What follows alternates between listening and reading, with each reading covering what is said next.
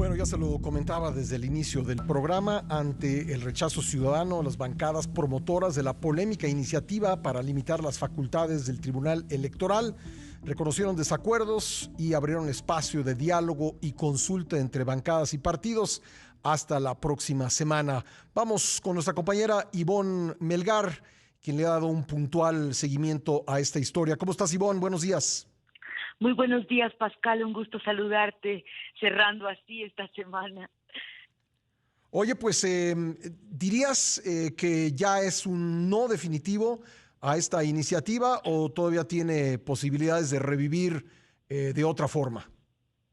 Siempre habrá posibilidades porque la manera en que se fraseó, particularmente por parte del jefe de la bancada de Morena, del dirigente del PRI y del coordinador de los diputados del PRI, el cierre de este capítulo, pues nos permitiría especular que el intento pueda tener ahí algún resorte pendiente, pero ya hay un rechazo de Acción Nacional, que era un aliado original de esta iniciativa que ha fracasado en la opinión pública y en las bases de estos partidos.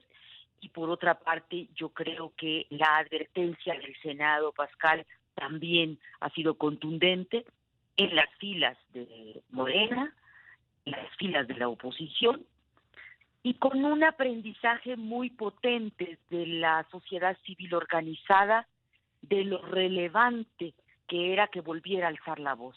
Entonces yo creo que han sido tres frentes.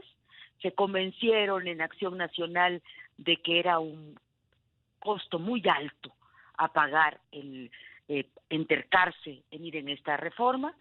Los aliados naturales de Morena en el Senado tienen un pero mayor, y por otra parte creo que ya se evidenció esta intención que pudimos compartir en este espacio esta semana, de que se habían confeccionado una reforma a la medida de los deseos de la partidocracia y en ningún momento atendiendo a los ciudadanos. Pascal, yo veo muy difícil, de verdad, que vuelva a reactivarse. Creo que la derrota política ha sido contundente.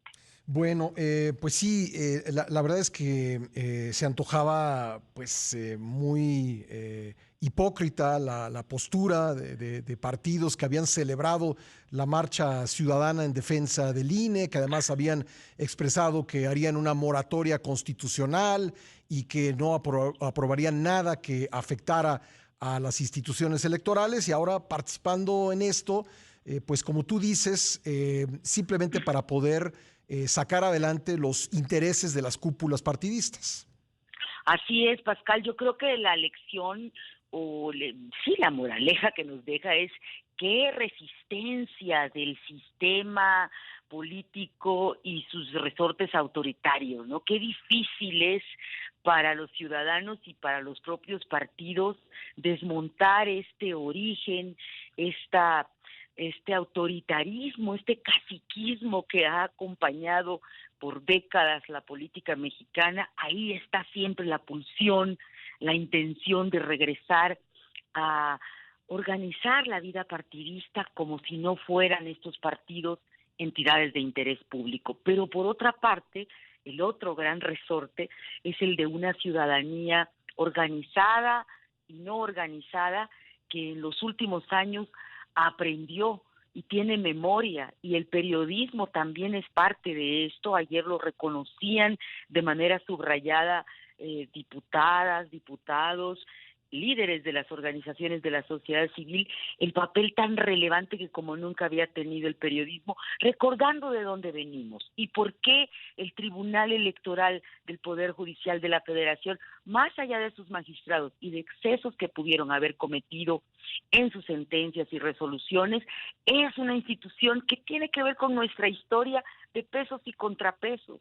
Entonces yo creo que también se demostró eso, aun cuando hay una partidocracia y muchos resortes autoritarios que se vuelven a despertar y que coinciden en la pretensión de darle la espalda a los ciudadanos. También hay una memoria y hay una simiente de la sociedad civil organizada que logró alzar la voz, ser escuchada y visibilizar de qué se trataba este golpe, que por más que lo disfrazaran de un mejoramiento del reparto de las competencias entre el Poder Judicial y el Tribunal, pues tenía la intención de repartirse el pastel de 2024. Me ha llamado mucho la atención, Ivonne, luego escuchar cómo algunos se deslindan de lo que habían impulsado, ¿no? Diciendo qué bueno que la ciudadanía le dijo a los diputados cómo se hacían las cosas, cuando que ellos fueron, y creo que son varios los que cayeron en esta actitud, pero ellos fueron los que impulsaron la iniciativa. Claro, y ayer había una especie de reparto de culpas de la paternidad irresponsable, ¿no? Ya nadie quería hacerse cargo después de que pudimos tener la oportunidad de hablar contigo en este espacio. Empezaron las recriminaciones y Partido Verde a través de Twitter le decía al PAN que ellos habían escrito de puño y letra la iniciativa. No lo dudamos, no lo sabemos tampoco, porque ese es el problema de que se escondieron en lo oscurito, Pascal. Entonces, si se metieron a un cuarto oscuro a armar su negociación y su pacto, pues ahora sí que no nos queda más que responsabilizarlos a todos, pues porque sí, todos y habían firmado la iniciativa. Se metieron, como dices, al cuarto oscuro después de haber prometido que esto se consultaría, si no estoy equivocado, Ivonne. Por supuesto, y siempre se había trabajado con Parlamento abierto, sobre todo cuando vamos a reformas constitucionales. La oposición había reclamado siempre Parlamento abierto, y en este caso pretendían que incluso sus propias bancadas se sometieran con disciplina, porque esa es la otra historia paralela y soterrada que se vivió esta semana. Muchas diputadas siendo sometidas por un clima inhibitorio de sus propias bancadas, advirtiendo que si alzaban la voz, pues ya no iban a tener oportunidad para 2024. Regresamos con Ivonne Melgar hablando sobre este intento hasta ahora fracasado de cambiar las atribuciones del Tribunal Electoral mediante una iniciativa en la Cámara de Diputados. Ivonne, en esto, pues por lo menos desde mi punto de vista, resuena el pacto que hicieron públicamente, más allá de lo que hayan pactado en privado, Alejandro Moreno y Marco Cortés, de que el PRI ponía las candidaturas a los gobiernos estatales en el 2023 y el PAN encabezaba el proceso, porque fueron las palabras que usaron, en el 2024 para la elección presidencial y la de la Ciudad de México. Me da la impresión de que este intento de modificar las atribuciones del tribunal tiene que ver con que Marco Cortés ató su suerte a la de Alito. Para que pueda realizarse el pacto, pues tienen que estar ambos en sus cargos, y si el Tribunal Electoral, si por decisión del Tribunal Electoral se corta el periodo de Alito al frente del PRI, pues a lo mejor esto que pactó con Marco Cortés ya no se podría dar. ¿Qué opinas? Yo creo que todo eso contó y fue una de las razones principales. Quienes estaban analizando como legisladoras la situación, legisladoras de estos partidos decían que efectivamente los ven con mucho temor a la alternancia, ya no de partido, sino de género. Llama la atención eso, les da mucho miedo que el tribunal les diga que toca alternancia de hombre-mujer en sus partidos, más allá de que no queden sus cuates y sus cuotas, ¿no? Pero también creo que lo gestionaron muy mal, Pascal. Efectivamente ahí hubo una alianza también con la Secretaría de Gobernación, por supuesto, para que pudiera salir, porque de cuando acá Morena estaba tan defensora de una iniciativa que le importaba a la oposición. Entonces ahí a todos les convenía una parte, pero lo gestionaron tan mal que yo ayer percibí que quedaron pues sentidos entre sí los aliados, y se parecía más la reacción del PRI a la de Morena, en tanto que estaban firmes, como lo platicamos ayer, para continuar aún en medio de las críticas y los cuestionamientos, y Acción Nacional no aguantó. Acción Nacional no aguantó, y al estarse bajando ayer en la mañana, pues les descompuso el acuerdo y pues lo obligaron a Acción Nacional a que no se saliera solo, a que pagara el costo del comunicado en el cual insisten en que la reforma era maravillosa, pero que lo van a pensar porque no hay consenso para perfeccionarla, imagínate, ni siquiera reconocer que había una falla en la propuesta, la iban a perfeccionar. Entonces sí creo que quedaron lastimados, muy molestos, y entre aliados, ¿verdad? Entre aliados. ¿Crees que esto va a tener un efecto en la alianza? Es que yo creo que la alianza siempre está en la cuerda floja. Y este es un ejemplo más, porque no existen unas interlocuciones auténticas. Hay más cercanía ideológica y de forma de hacer política del PRI entre Morena, de Morena entre el PRI, que del PRI con el PAN. Eso yo creo que ya quedó acreditado el año pasado y este también. Y Estado de México va a seguir siendo la prueba.